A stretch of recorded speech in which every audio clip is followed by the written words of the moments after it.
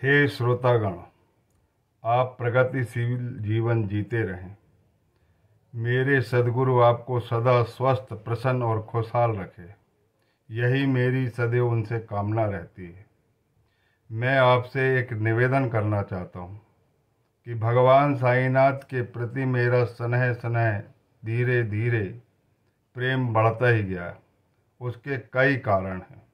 वर्ष 2007 बड़ा संकट का दौर, आर्थिक संकट का दौर। बच्चे सब इंदौर में पढ़ रहे थे। बड़ी बेटी होलकर कॉलेज में पढ़ रही थी। उससे छोटी बेटी आईआईटी की कोचिंग कर रही थी। उससे छोटी बेटी 10वीं में सेंट्रॉफिल स्कूल में पढ़ रही थी।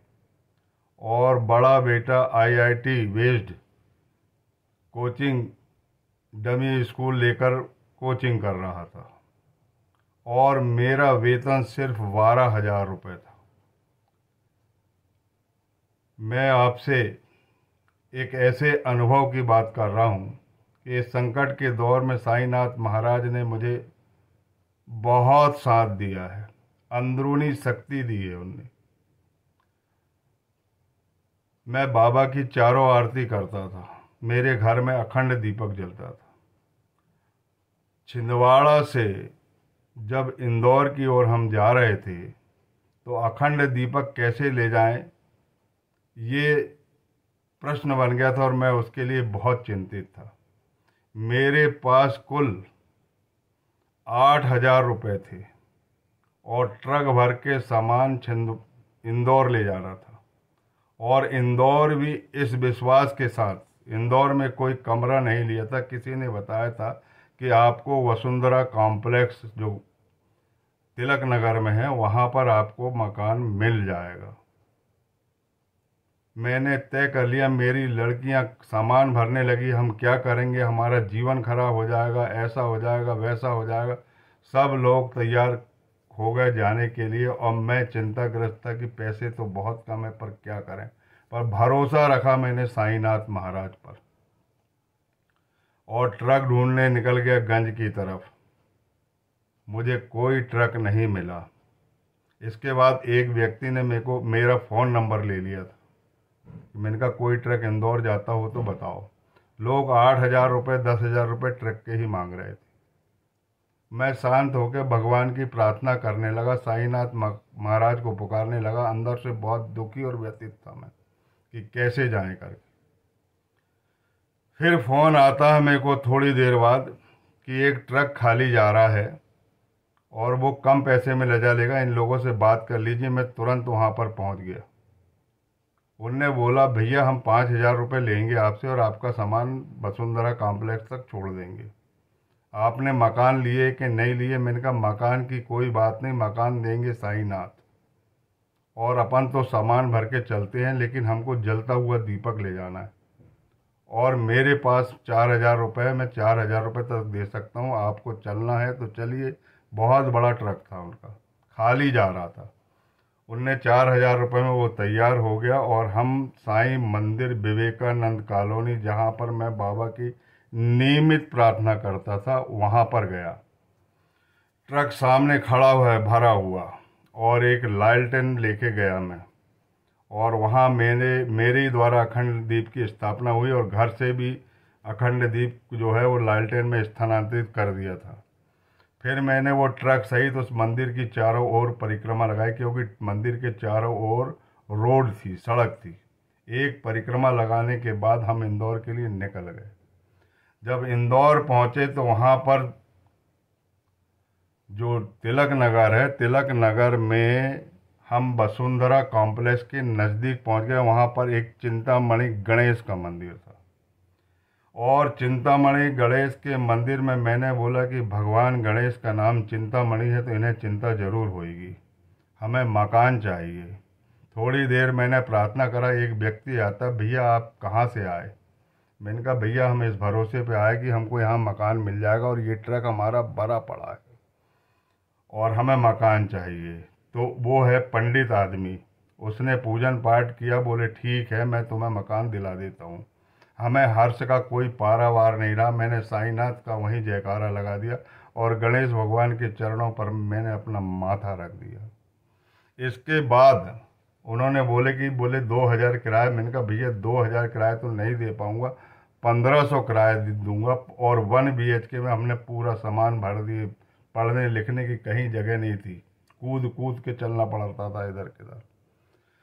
4 बच्चे पढ़ने वाले, 3 बच्ची पढ़ने वाली, 1 बच्चा पढ़ने वाला। वर्ष 2007, इंदौर।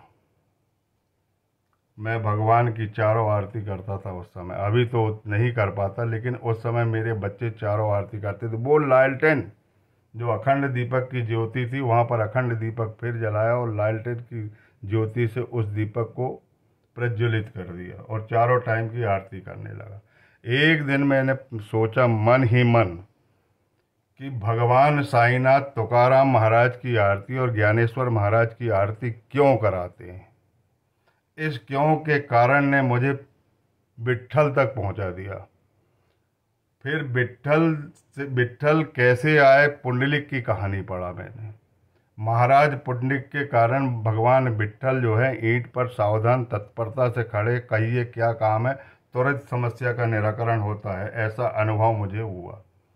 इसके बाद भगवान ज्ञानेश्वर की जीवनी पढ़ा, वो भी सामान्य तौर से, जो जनरल में किताब में ज्ञानेश्वरी में शुरू में लिखी गई है। इसके बाद नामदेव भगवान की जीवनी पढ़ा मैंने। फिर इसके बाद एकनाथ और तुकाराम की जीवनी पढ़ा। इन चारों की जीवनी पढ़ा और मेरा बुलवा हो गया शिरडी, और मैं तत्काल शिरडी साईनाथ की प्रेरणा के कारण चला गया। अब देखिए वहाँ पर क्या होता है। वहाँ पर बड़ा विशेष होता है। वहाँ पर मैं एक बार यात्रा करता हूँ, मेरा मन नहीं भरता, मेरे प्रेम के अश्रु का पात नहीं होता, तो मुझे उतना आनंद नहीं होता। मैं कहने लगता हूँ बाबा से कि तुमने मुझे क्यों बुलाया, जब प्रेम ही नहीं तो बुलाने की आवश्यकता नहीं थी आपकी। इसके बाद मैं विश्राम करता हूँ। विश्राम करते तो एक स्वप्न आता है। मेरे स्वर्गीय पिताजी मुझे स्वप्न में चप्पल, उनके पैरों की चप्पल जो है वो छोड़ते हैं। तो मैंने फिर समझा कि इसका भी कोई ना कोई रहस्य होगा। मैंने नई चप्पल खरीदी थी और मैंने उस चप्पल को बैंक के लॉकर में जमा कर दिया। जमा करने के बाद मैं फिर भ्रमण करता हूँ साईनाथ महाराज का, मंदिर में जाता हूँ। मेरे अश्रुपात नहीं होते, कोई प्रेम नहीं आता मन में। तो मैं बहुत निराश हो जाता हूँ कि ये दूसरा चक्कर हो गया। बाबा मैं आपसे प्रेम करता हूँ, जब तक माँ और पुत्री के बीच में प्रेमालाप नहीं होता तो पुत्री का मायके में आगमन अच्छा नहीं है, ये अच्छी बात नहीं है। जब प्रेम ही नहीं है तो नहीं बुलाना चाहिए। इसके बाद जब मैं निराश हो गया तो मेरे पास एक लकड़ी टेकते हुए एक बालक आया। उसने बोला कि भैया हमको मंदिर के दर्शन करना है। मैंने कहा भैया मैंने 2 बार दर्शन कर लिया, अब मैं यहाँ नहीं रहना चाहता, मैं जाना चाहता हूँ। तो फिर एक और लड़का आया, वो भी अंधा था, उसके पास भी स्टिक थी। बोले नहीं हम आपकी आंख से दर्शन करना चाहते हैं। फिर तीसरा आ गया, फिर चौथा आ गया, ऐसे 4 लोग आ गए। और चारों लोग आने के बाद मेरे अंतःकरण में ये आया कि इनके दर्शन कराने के बाद जरूर न कुछ प्रेम बाबा के प्रति मेरा बनेगा। मैंने बोला कि एक शर्त पर चलूंगा, यहाँ से अनवरत ओम साईं नमो नमः, श्री साईं नमो नमः, जय जय साईं नमो नमः, सदगुरु साईं नमो नमः का निरंतर जाप होना चाहिए। मैंने कहा तुम मेरे पीछे हाथ रखो और रेलगाड़ी बनकर पीछे, मैं सामने, और 4 माने दृष्टिबाधित जो बच्चे थे वो 4 चल रहे थे। चारों बच्चों ने मैं ओम साईं नमो नमः कहते जाता था और वो दोहराते जाते थे और पूरे मंदिर का भ्रमण किया हमने। कोई वीआईपी रोड से नहीं गए, जैसे सभी लोग जाते हैं वैसे हम गए। इसके बाद जब हमने गए तो जाने के बाद मेरे मन में कुछ श्रद्धा जागृत हुई, प्रेम जागृत हुआ, थोड़ा सा अश्रुपात हुआ, लेकिन मेरी आत्मा बरी नहीं। इसके बाद जब हम बाहर आ जाते तो बोले हम तुम्हारे हाथ में रक्षा सूत्र बांधना चाहते हैं। तो मैं उनसे रक्षा सूत्र बंधाता हूँ, उनके साथ खाना खाता हूँ और वो मुझे फ़ोन नंबर देते हैं और फ़ोन नंबर देने के बाद ना जाने कहाँ चले जाते हैं, और मैं फ़ोन करता हूँ तो उनका फ़ोन लगता नहीं है। चारों बच्चे अंतर ध्यान हो जाते हैं। मैं तभी समझ जाता हूँ कि ये साईनाथ महाराज की कृपा है। इसमें एक ज्ञान देव है, दूसरा नाम देव है, तीसरा एकनाथ है और चौथा तुकाराम है। इन चारों के साथ मैंने भगवान साईनाथ के दर्शन किया, तब मेरे अंतःकरण द्रवित हुआ और मेरा हृदय कंपित हो चुका, और रोम रोम में भगवान साईनाथ के प्रति मेरा प्रेम जागृत हुआ, और फिर से मैंने दर्शन किया चौथी बार, और मेरे अश्रुपात का फिर कोई ठिकाना नहीं रहा। बोलिए सच्चिदानंद सदगुरु साईनाथ महाराज की जय। अब बहुत अच्छा अश्रुपात हुआ, बहुत अच्छा प्रेमालाप हुआ, बहुत अच्छी बातें हुई साईनाथ महाराज से। और इसके बाद जब मैं बाहर आया और उस बैंक में आया जहाँ पर मेरी चप्पल रखी हुई थी, जहाँ चप्पल रखी जाती है, टोकन रख दिए जाते हैं, मैंने टोकन ले जाके दिया। टोकन ले जाने के बाद मैं उनसे चप्पल मांगता हूँ तो वो चप्पल मिलती नहीं। वो भैया कहते हैं कि ये नंबर की चप्पल किसी और ने ले गया। मैं स्वप्न समझ गया कि पिताजी ने चप्पल जो दिए थे वो चप्पल चली गई, यानी चप्पल का दान हो गया, नई चप्पल का। और 4 लोग भगवान ज्ञानेश्वर, नामदेव, एकनाथ, तुकाराम के दर्शन होने के बाद महाराज पुंडलिक सबकी कहानी पता होने के बाद मुझे बहुत आनंद आया। आनंद की वर्षा हुई, परमानंद की वर्षा हुई, आत्मा अनुभव हुआ। बोलिए सच्चिदानंद सदगुरु साईनाथ महाराज की जय। भगवान विट्ठल का जो आगमन हुआ है वो पुंडलिक के कारण हुआ है। इसकी कथा हम बहुत विस्तार से बाद में बताएंगे।